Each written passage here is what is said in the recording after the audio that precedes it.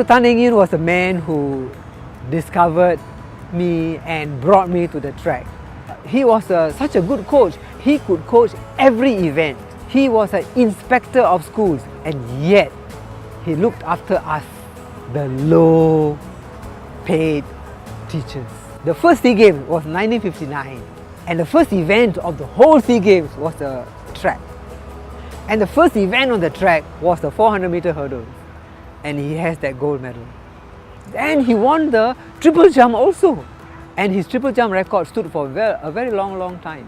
So this is Dr. Tan Eng Yuen. He doesn't have to say anything.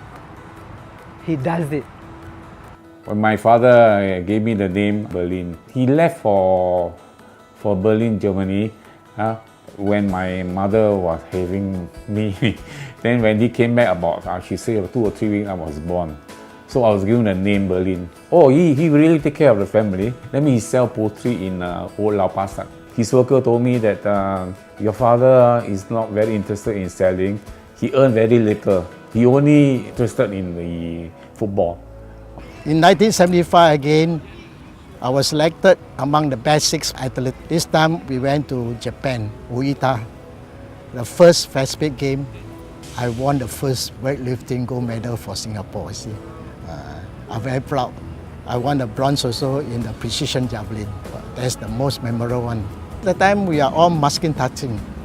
You have to at least take 4 or 5 games. Longboard is a game, there's no age limit. So I love longboard, that's why I keep on going to keep myself fit. I went to the field and saw the people playing. Hiyo, chin chai, bo chai, anyhow. And I came back from England, I couldn't stand it. Any type of rule can run, can hold the ball, can do anything. I said, what on earth are you all doing? So after that, I wrote to England, asked them, England Netball Association, and asked them to send us the rules. And I started that. Explain the rule, have classes, umpiring, theory, practical, exam, all I did myself. It's not easy, but I am so glad that everybody were so excited, wanted to learn, that they're willing to listen. They're all willing to help. No money, never mind. Pay your own. But now, I think netball has come very well. I went to see the last game. I was there, I was invited, and wow, played very well. I'm proud for Singapore. I'm really proud. I think first and foremost, my dad is a really amazing dad. He's always being there, and he's always making time for us. I think that's the key thing. He's very focused and very determined as a person. I think one of the most famous nickname that was given to him was Flying Fish.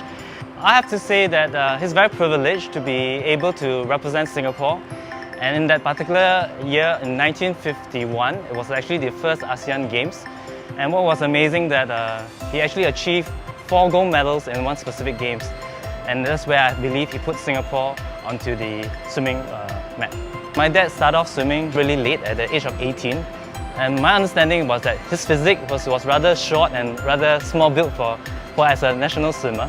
But I think with that belief, he overcome it, and within the initial years, he was able to achieve what he wanted to achieve in terms of the belief.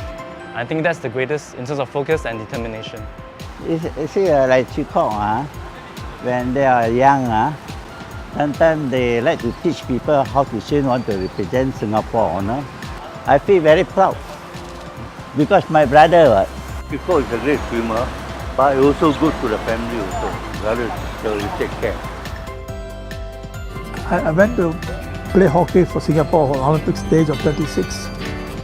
We played the first game against America, and we beat them 6-1. You feel very proud because soccer is the most popular. Everybody can understand. Whatever you do, you must do with the heart and soul. You don't do halfway. Must carry on. Then you will succeed. In 1952-53, and then every time when I look at the Straits Times, and I used to see a lot of girls' names such as Tan Pei Wah, who is the champion hurdler and a 220 runner, and she was the first girl to represent the Olympics. And I looked and looked, and then I said, well, if these people can do, why can't I do? Probably I can do better. I'm a person who's very determined. You know, in those days it's not easy. Up and down I have to use bus fare, and you know, and I don't get anything, nothing whatsoever. Even if I went to the Asian Games, I was not even provided with a tracksuit. I was not even provided with any pocket money. But still, because I was determined to be what I want, and I wanted to do something for Singapore. My proudest moment, of course, in Asian Games, no doubt I went to Olympics, nobody know me, you know. Then when you come somewhere, everybody know you, you know what I mean? I'm very proud of the people that supported me, the public that has watched me train. They've given me that confidence. I hope these young people never give up hope. Always remember, if you have lost your event, remember that that person is a better runner. So you train and always smile, because sports is sports.